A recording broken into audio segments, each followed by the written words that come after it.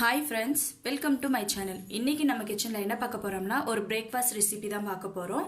அவல் சித்ரானா. அது எப்படி செய்யறதுன்னு வாங்க கிச்சனுக்கு. ஒரு கப் அவல் எடுத்து ஊற வச்சு எடுத்து வச்சிருக்கேன். இப்போ நம்ம எண்ணெய் சேர்த்திக்கலாம். ஒரு 4 டேபிள்ஸ்பூன் எண்ணெய் இருக்கும்.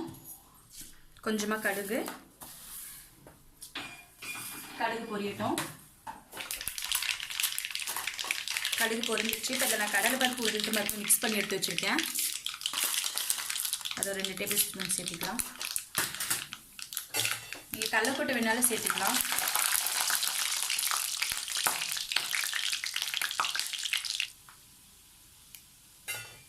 கடலைப்பருப்பு உளுத்தம் பருப்பு செவந்துருச்சு. பொடிசா நறுக்குனா பெரிய வெங்காயம் எடுத்திருக்கேன். ஆட் பண்ணிக்கோங்க.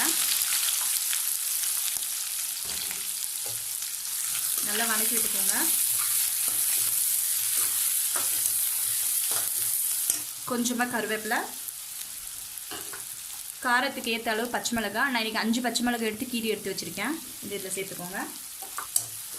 இது ஒரு ஈவினிங் ஸ்நாக்ஸ் மாதிரி கூட இல்லை டிஃபன் மாதிரி செஞ்சு கொடுக்கலாம். இது நல்லாயிருக்கும். நல்லா வெங்காயம் வதங்கட்டும். இதில் நீங்கள் முந்திரி, கேரட், பீன்ஸ் கூட சேர்த்துக்கலாம். நான் இன்றைக்கி அது எதுவும் சேர்க்காம செய்கிறேன். நல்லா வதக்கிக்கோங்க. வெங்காயம் வதங்கிறதுக்கு கொஞ்சமாக உப்பு சேர்த்துக்கிறேன். அப்புறமா பார்த்துட்டு உப்பு சேர்த்துக்கலாம். இந்த ஸ்டேஜில் இப்போ நான் பொடியாக நறுக்குனா ஒரே ஒரு தக்காளி சேர்த்துக்கிறேன். உங்களுக்கு லெமன் வேணால் லெமன் சேர்த்துக்கோங்க. நான் லெமன் சேர்க்கல, தக்காளி சேர்த்துக்கிறேன் புளிப்புக்கு. தக்காளி லைட்டாக வதங்கட்டும். அவல் இருந்துச்சுன்னா இது இன்ஸ்டண்ட்டாக செய்யக்கூடிய பிரேக்ஃபாஸ்ட்டு நல்லாயிருக்கும். உப்பு சேர்த்துக்கலாம். நான் ஆல்ரெடி கொஞ்சமாக உப்பு சேர்த்துருக்கேன். பார்த்து சேர்த்துக்கோங்க. சித்ரானுக்கு தேவையான அளவு உப்பு கரெக்டாக இருக்கும்.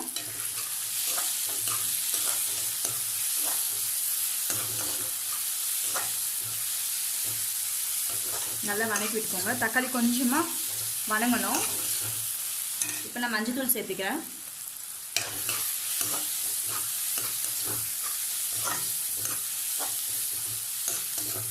வெங்காயம் தக்காளி கரெக்டாக வதங்கிடுச்சு. இங்கே பாருங்கள், இந்த ஸ்டேஜில் இருக்கணும். ஊற வச்சு எடுத்து அவல் சேர்த்துக்கோங்க. தண்ணி எதுவும் சேர்க்காதீங்க. இதில் இருக்கிறது அப்படியே வடிகட்டி போட்டுக்கோங்க.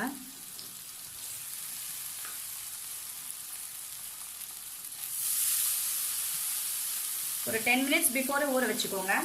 ஊற வச்சு தண்ணி வடிகட்டி எடுத்து வச்சுக்கோங்க.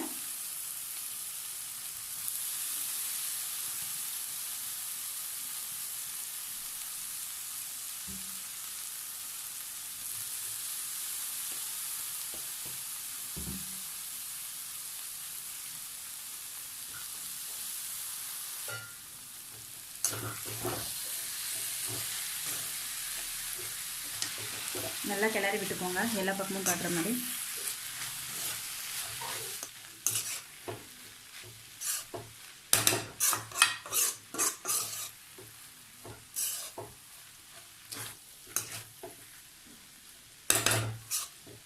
ஒரு 3 to 4 மினிட்ஸ் க்ளோஸ் பண்ணி லிட் போட்டு க்ளோஸ் பண்ணி வைங்க.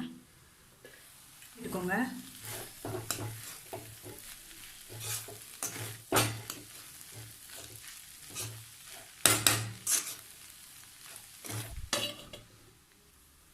ஒரு 2 மினிட்ஸ் ஆயிடுச்சு.